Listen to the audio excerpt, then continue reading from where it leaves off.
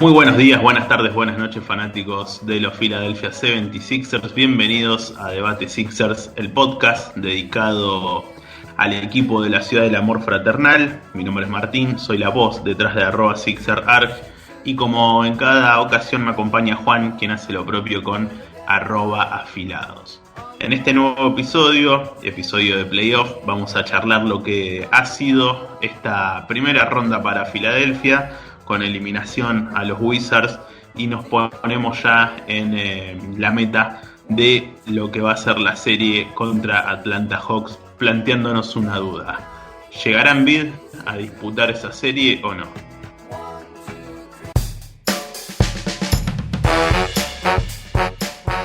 Una semana donde los Sixers terminaron de concretar la eliminación de los Washington Wizards, obviamente no sin antes pasar por algún sobresalto, si no seríamos Filadelfia. Tuvimos que afrontar un golpe como fue la lesión de Embiid, que vino como consecuencia inmediata con una derrota que estiró la serie, una serie que estaba para hacer una barrida y que ya en ese mismo partido, incluso previo al golpe que lo termina sacando de la cancha Embiid, tenía la sensación y estaba en la misma tónica de lo que había sido la última presentación, de que los Sixers podían llegar a concretar la barrida en Washington, pero se estiró un juego más. Tuvimos que cerrarlo en casa, en el Wells Fargo Center, con toda la gente enardecida, gritando por estos Sixers que se tuvieron que reponer a esa derrota en el cuarto juego y a la ausencia de Embiid. De esto obviamente vamos a charlar con Juan, así que ya te paso para que hables, Juan. ¿Cómo estás? Muy buenas tardes. Hola Martín, buenas tardes, un saludo como siempre a todos los que nos escuchan. Una serie que terminamos de encaminarla con el último triunfo y sellamos un 4-1 que se condice con lo que yo había anticipado. Ahora, lo que no tenía previsto sin ningún tipo de dudas es una lesión en un jugador tan importante como Joel Embiid. Lesión que, por cierto, volvió a poner en jaque nuestra temporada y fue la tercera que reviste de cierta gravedad en cuanto al cuerpo del camerunés. Tenemos que remontarnos a febrero y a marzo para ver lesiones en ambas rodillas. En esas oportunidades fueron hiperextensiones, y la verdad que la preocupación máxima se dio en la instancia de playoff, porque nuevamente la rodilla estaba comprometida y hubo un silencio tanto del equipo como del periodismo especializado que nos llamó la atención. Al menos a mí me llamó muchísimo la atención. En esa parte, sobre todo, en lo que tiene que ver con la lesión de Embiid, yo creo que desde los basquetbolísticos, Filadelfia no pudo salir nunca de lo que significó para los propios el golpe psicológico, por así llamarlo, de perder al jugador estrella, y para Washington un golpe anímico totalmente a la inversa, que lo subió para arriba para sacar adelante ese cuarto encuentro y estirar la serie a un partido más, donde después de un comienzo ajustado se vio las diferencias que hay entre estos dos equipos, que incluso Filadelfia sin su mejor jugador era mucho más equipo que los Wizards, y terminó llevándosela por 4-1. Si hacemos un breve repaso cronológico de lo que fue esta serie, tenemos que decir que los Sixers, y esto ya lo habíamos analizado en el último episodio, por eso no nos vamos a meter mucho, pero que arrancaron ganando sus dos primeros partidos en casa, que cuando fueron a Washington en el primer juego marcaron estas diferencias importantes que había entre estos dos equipos, y que de no haber existido el golpe de Embiid, que lo termina sacando de la cancha por varias semanas, esperemos que no sean tantas, pero de no haber existido ese golpe, posiblemente la serie con seguridad la serie hubiera terminado en un cuarto juego, y esa situación que tocó vivir con la lesión de Embiid obligó a que todo se estire a una quinta noche, donde sí se vio plasmada la diferencia que había entre estos dos equipos. concuerdo con lo que decís, Martín. Creo que el 4-1 hubiese sido tranquilamente un 4-0 de no mediar esa lesión de Joel Embiid.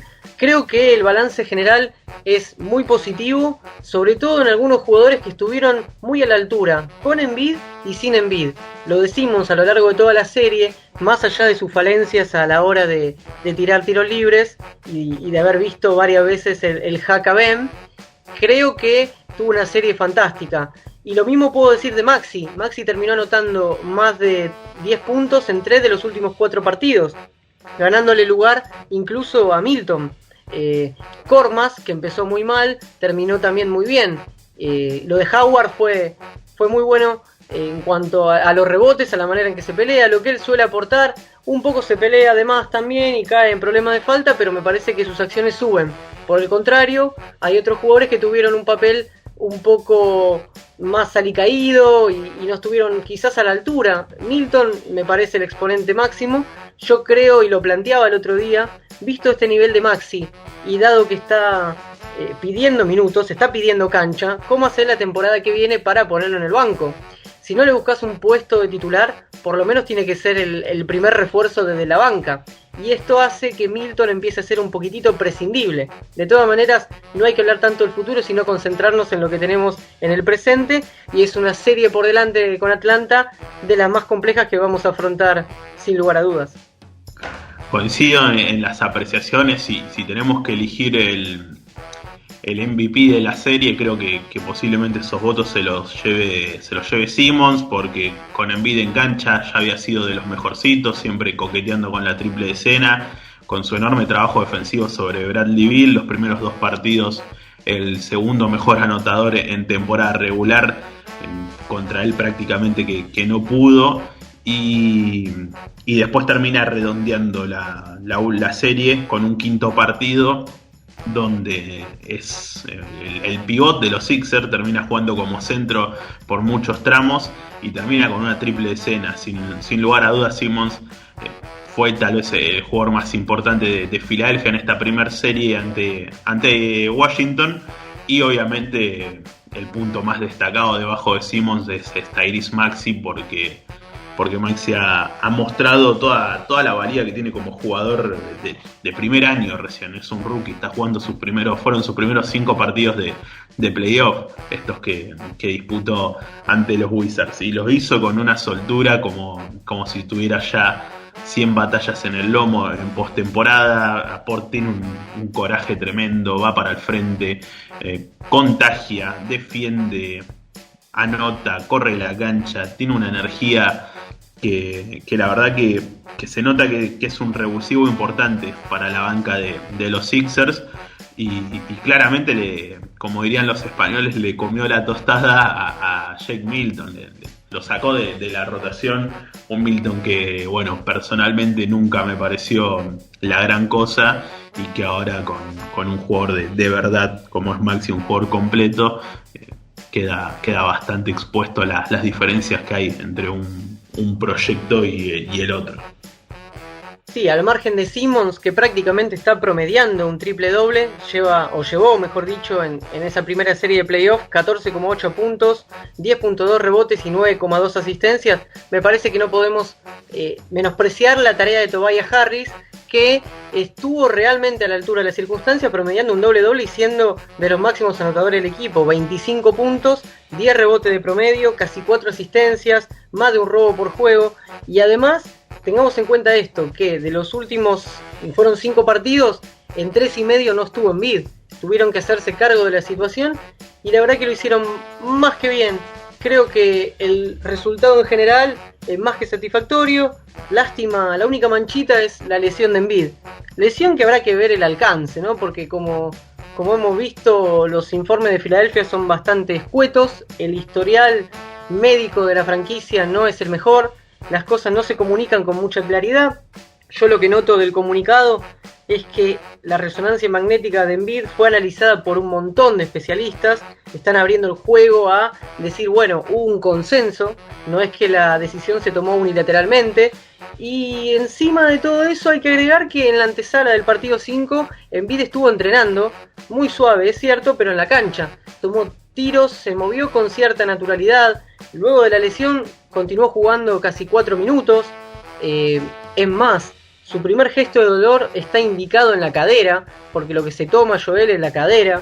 No creo que lo de la rodilla revista de gran gravedad. Incluso muchos profesionales que analizaron la jugada pudieron decir, no, en principio no hay ningún problema en el ligamento. Si se puede hacer un análisis o no por imágenes de TV, bueno, eso ya corre por cuenta de los que son especialistas. Pero la verdad es que hay que ver qué es lo que tiene Embiid. Yo creo y me animo a decir que los primeros 2 partidos de la serie con Atlanta no los va a jugar, y con esto estaríamos ganando casi 2 semanas. Obviamente después hay que ver cómo juega Embiid, cómo vuelve. Si vuelve en esta serie, ideal sería que no, pero yo me imagino que en algún punto lo vamos a necesitar. Y con qué presión, con qué responsabilidad, porque no es lo mismo en el hipotético caso que se pierdan los primeros 2 partidos, que vuelva con un 2-0, que no creo que vuelva si estamos 2-0, a que vuelva con un 0-2. La presión va a ser muchísimo más.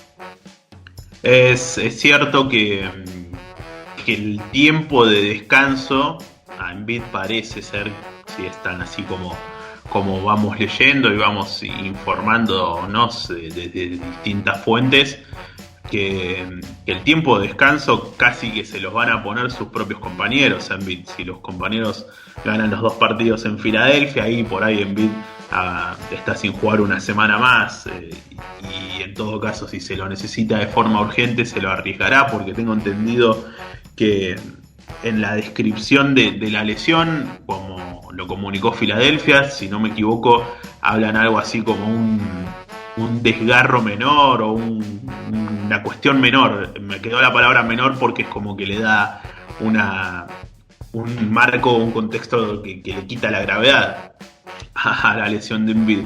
Y por lo que uno ha ido leyendo o ha ido escuchando, es una lesión que si quiere Embiid puede arriesgar y jugar. Obviamente en contra de lo que puede llegar a ser su salud, su futuro también, dentro de las canchas en los próximos meses y semanas, a riesgo de poder lesionarse aún peor y perderse definitivamente lo que quede de postemporada. Pero si Embiid desea arriesgar y la franquicia ve que es necesario que Embiid arriesgue, puede saltar a la cancha. Por eso es lo que creo que el tiempo de descanso se lo van a dar sus propios compañeros. Si Filadelfia arranca con el pie derecho la serie ante Atlanta y gana los 2 juegos como local, y es un hecho que en Atlanta no va a jugar Embiid de esos 2 partidos, no va a ser ni por cerca de ser arriesgado. Tal vez pueda llegar a pensar en un posible minutos en un quinto juego si es necesario, pero por eso digo, el tiempo de descanso me parece que se lo van a terminar dando sus propios compañeros para ver si se arriesga o no.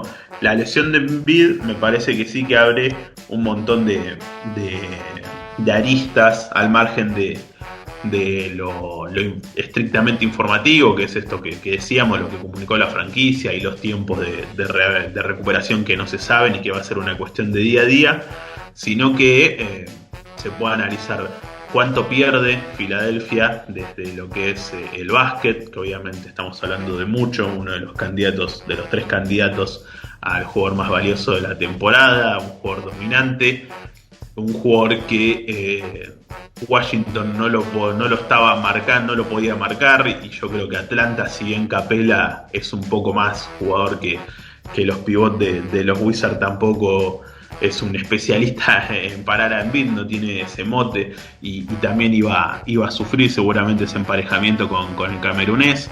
Después podemos hablar de otra cuestión que tiene que ver con la inmadurez. Yo ya creo que no es inmadurez, sino es la falta de inteligencia de Embiid. No es necesario arriesgar en todas las jugadas en una serie que ya está encaminada, sabiendo tu historial de lesiones. Además, se puede trazar un paralelismo de Embiid con Anthony Davis como 2 de los jugadores tal vez más talentosos de la liga, pero con el físico más de cristal también. Jugadores que han sufrido lesiones y encima en momentos importantes. Entonces ahí es cuando uno dice, ¿por qué hace esto Embiid? ¿Qué necesidad tiene de arriesgar así en un primer cuarto de un partido 4, una serie que está 3-0 a su favor? Son cosas que a uno le cuesta entender, y que por lo menos en mi forma de concebir el básquet es lo que a mí me hace diferenciar de una mega estrella, un muy buen jugador, no sé el adjetivo que quieras poner, de un jugador que es muy bueno de verdad, que es la inteligencia. Todos tienen condiciones, la inteligencia es lo que te hace dar un salto de calidad sobre jugadores que tengan condiciones similares a vos, y son las cosas donde yo me pregunto por qué Embiid hace esto, si no lo necesita. Claramente no lo necesitaba. Exactamente, todo gira en torno de la madurez que tenga Embiid a los 27 años, habiendo sido All-Star en un par de oportunidades. Nosotros sabemos que es dominante sin necesidad de tener que ser espectacular. Si uno analiza las lesiones que tuvo en lo que va de la campaña, te das cuenta que no tienen mucha lógica. La primera lesión que tuvo en febrero, la hiperextensión de rodilla, intentó tapar a Kanter desde atrás en un partido contra Portland en el primer cuarto cuando recién comenzaba. Y yo sinceramente prefiero que intente tapar de frente y no esos tapones que intenta hacer desde atrás, corriendo, sobre todo porque implica saltar y después caer y apoyar todo su enorme cuerpo con el antecedente o los antecedentes negativos que tiene en cuanto a la respuesta de su físico. Me parece que ahí no vale la pena. La segunda lesión frente a Washington en marzo, algo similar, el equipo estaba 18 puntos arriba.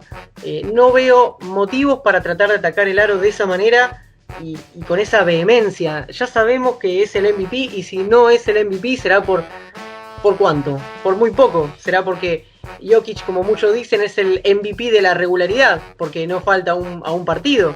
Para mí Embiid es muy dominante y es claro candidato, puede ser el MVP sin lugar a dudas, pero no necesita de la espectacularidad, eso desde ya.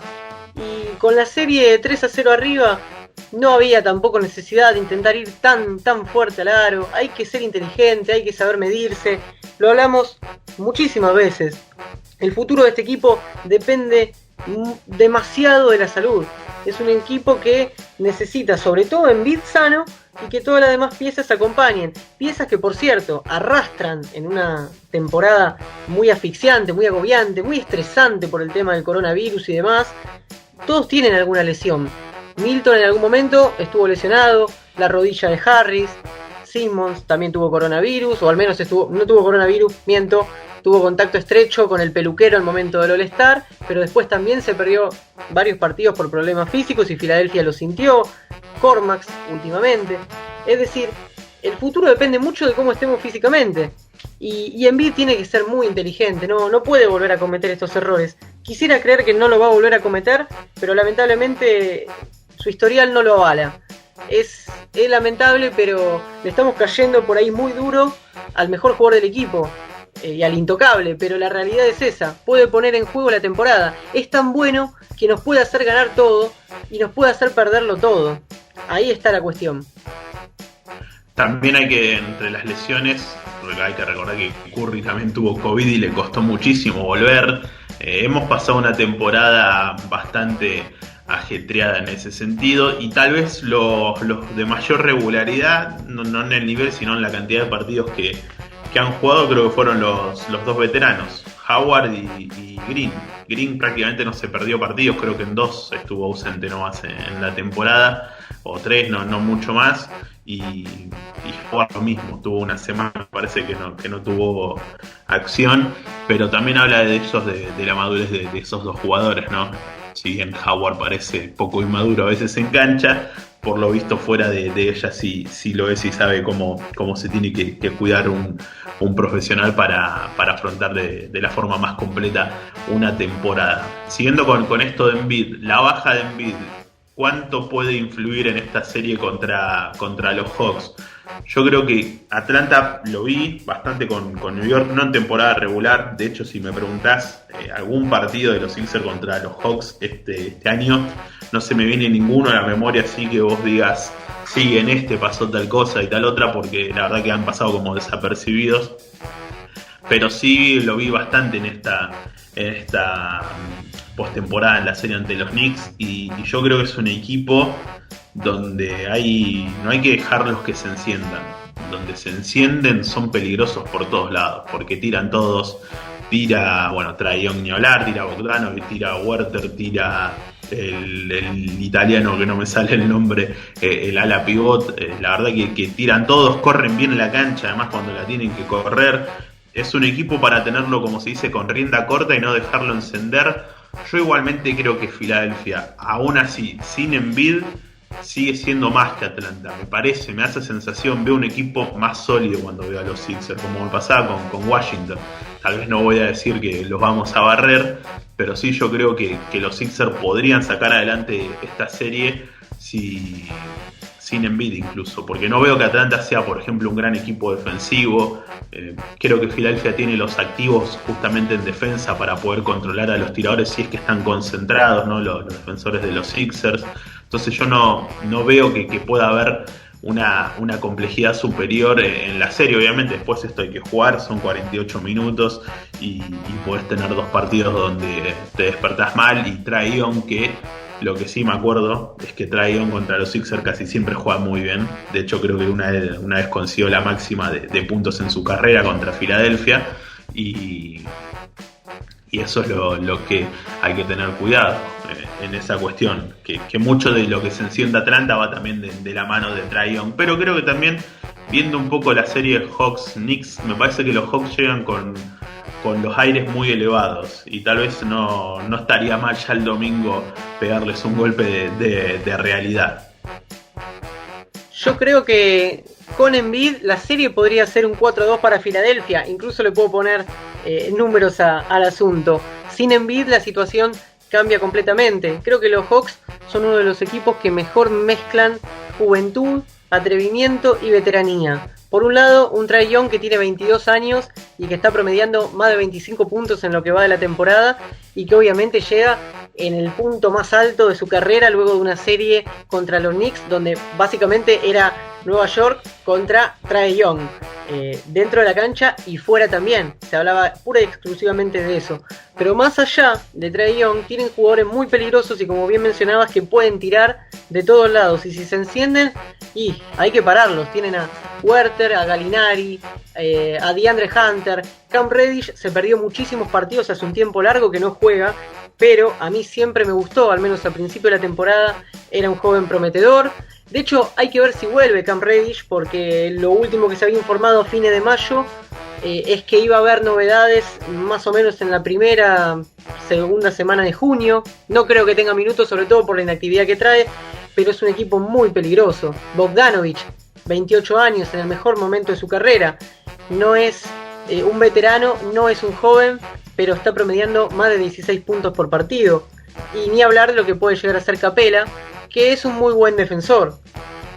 A todo esto tenemos veteranos como Lou Williams, cuyo papel desde que fue traspasado bajó radicalmente, pero no hay que dejar de considerar lo que pueden aportar. Es una mezcla la verdad me gusta muchísimo el equipo de Atlanta, y el cambio más importante que hizo fue el de entrenador. Lloyd Pierce, quien fuera asistente entrenador en Filadelfia bajo el mandato de Brett Brown, asumió en Atlanta hace un par de temporadas, y cuando vieron que la cosa no iba, dijeron: bueno, querido Lloyd, afuera, con un récord de 14-20, ya no más, y agarró McMillan, y a partir de ahí logró que el equipo termine quinto, con un récord de 41-31.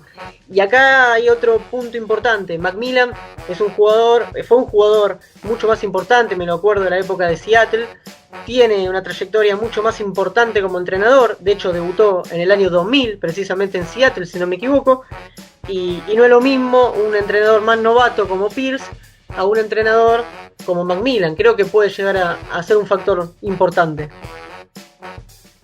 Y me viene bien que hayas hablado del entrenador de los Hawks, porque en todo este repaso que hicimos, desde lo que fue la serie con Washington, la lesión de Embiid y lo que puede llegar a ser la serie con Atlanta, no hemos dedicado casi minutos a Rivers, que bueno, ya un poco hacer tantas cosas entre el debate y el espacio de debate Sixer es como que se me mezclan, y no sé en qué momento lo dijimos, si lo dijimos en el episodio anterior del podcast o lo dijimos en nuestros vivos en Twitter, pero acá es donde se vio ya en esta primera serie el salto de calidad y de jerarquía que significa Doc Rivers por sobre Brett Brown. El hecho de que Maxi tenga minutos y que se los haya ganado y que no se case con nadie, como solía pasar en años anteriores, es un valor importante que da el entrenador. El hecho de andar haciendo ajustes. Yo creo que muchas veces se ha pedido a Brett Brown, cuando se ausentaba en Embiid sobre todo, que pruebe con Simmons de 5, y lo hacía pocas veces.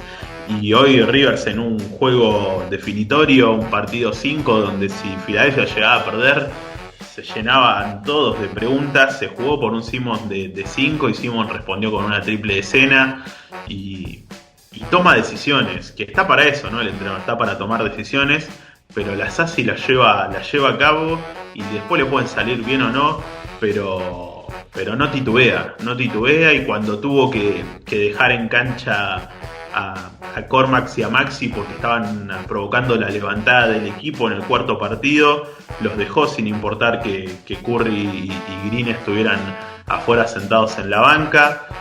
Y esas cosas a mí me gustan, porque creo que ocupan un cargo justamente para tomar decisiones, y muchas veces los entrenadores se dejan llevar por las cuestiones normales, no tocar a las estrellas, no tocar a los titulares, los jóvenes que jueguen poco.